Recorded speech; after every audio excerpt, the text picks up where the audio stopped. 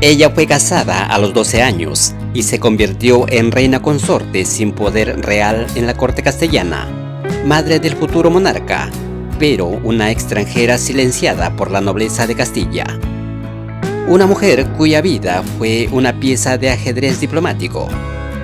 ¿Por qué la obligaron a huir de su propio reino? ¿Y cómo logró su linaje vencer a la intriga de los hombres más poderosos de la época? ¿Quiénes se atrevieron a disputarse a su hijo como si fuera un trofeo? ¿Y cómo fue que su soledad marcó el destino de la monarquía castellana? Hablamos de Constanza de Portugal. Este es un recorrido por uno de los secretos más intrigantes de la historia. Suscríbete y activa la campanita para no perderte nuestras próximas publicaciones. Ahora, prepárate para sumergirte en los detalles que lo hacen tan fascinante. Constanza nació en 1290. Era hija del rey Dionisio I de Portugal y de Isabel de Aragón, una mujer que después sería canonizada como Santa Isabel. En esa corte portuguesa convivían la rigidez del poder con una religiosidad profunda, y Constanza creció entre ambas fuerzas. Desde muy joven supo que no tendría una vida libre. Sería prometida al mejor postor político, al hombre que fortaleciera a Portugal ante sus vecinos. Y ese destino llegó cuando aún era una niña. Alfonso de la Cerda, pretendiente al trono de Castilla y rival directo de Fernando IV, pidió su mano. A los ojos de la diplomacia parecía una jugada acertada. Si Constanza lo apoyaba, Portugal tendría un aliado dentro de Castilla. Pero la política cambia rápido y Portugal decidió mover otra pieza. La joven fue entregada finalmente no al pretendiente derrotado, sino al propio Fernando IV, el rey en ejercicio. No era un matrimonio nacido del afecto, era un acuerdo silencioso entre dos reinos que se vigilaban mutuamente. Constanza llegó a Castilla muy joven, rodeada de un séquito que la seguía como si pisara terreno enemigo. No conocía la corte castellana, ni sus intrigas, ni la fuerza que tendrían sobre su vida los nobles que se movían como depredadores alrededor del trono. Lo único seguro era que sería reina, pero una reina sin poder real. Fernando IV tenía su propio carácter, áspero, impulsivo, y una corte que no siempre veía con buenos ojos la influencia portuguesa. El matrimonio no fue una historia de una unión armoniosa. Constanza cumplió su papel, pero era evidente que el vínculo era frágil. Fernando pasaba largas temporadas lejos de ella, dedicada a campañas militares, disputas internas y decisiones que priorizaban la atención política antes que a su propia familia. La soledad marcó profundamente a Constanza. Sin embargo, de esa unión nació un hijo que cambiaría el destino de Castilla, Alfonso XI.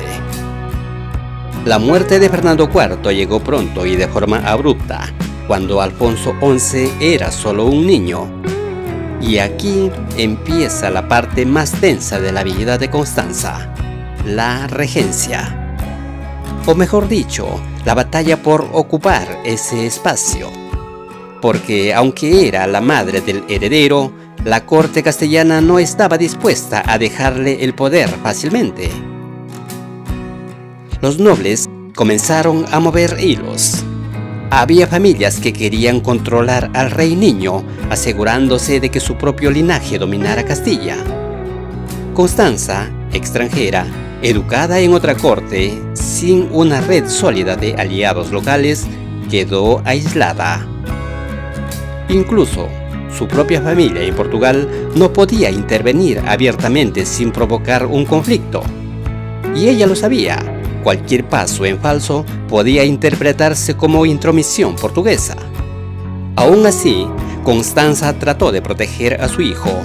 Trató de mantener cierta influencia sobre la educación del futuro Alfonso XI, de sostener un ambiente estable para él, de no dejarlo caer en manos de intereses adversos.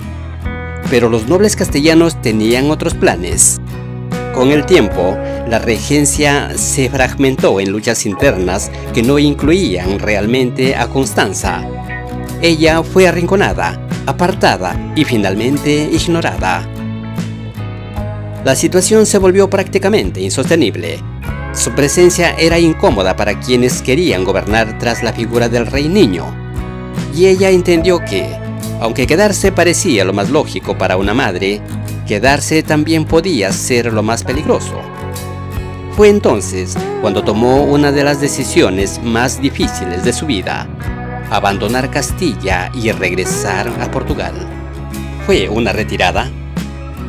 No, fue un acto de supervivencia y, a la vez, de confianza en que su hijo tendría la fortaleza para, algún día, reclamar el poder que le correspondía. Constanza volvió a su tierra natal llevando consigo el peso de un fracaso que no era suyo. Había cumplido su papel de reina consorte y de madre, pero el tablero político no le había dejado espacio para más. En Portugal encontró un entorno más estable y más cercano a su identidad.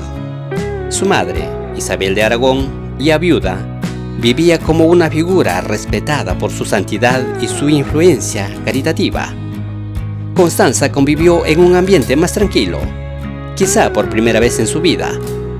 Sin embargo, no dejó de seguir las noticias de Castilla, las guerras internas, los nobles enfrentados, las tensiones que rodeaban a su hijo. Cuando Alfonso XI finalmente asumió el poder por sí mismo, comenzó a restaurar la autoridad real y a enfrentar las facciones que habían dominado su infancia. Constanza no vivió para verlo. Murió a los 43 años en Portugal, lejos de la corte castellana. Entonces, ¿qué piensas tú? ¿Constanza de Portugal fue solo una reina olvidada por la historia? ¿O fue una mujer que desafió en silencio un matrimonio impuesto, una corte que no la quería y un destino que nunca eligió, pero que aún así llevó con dignidad?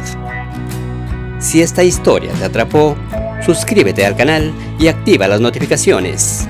Todavía quedan muchas verdades escondidas por ser contadas.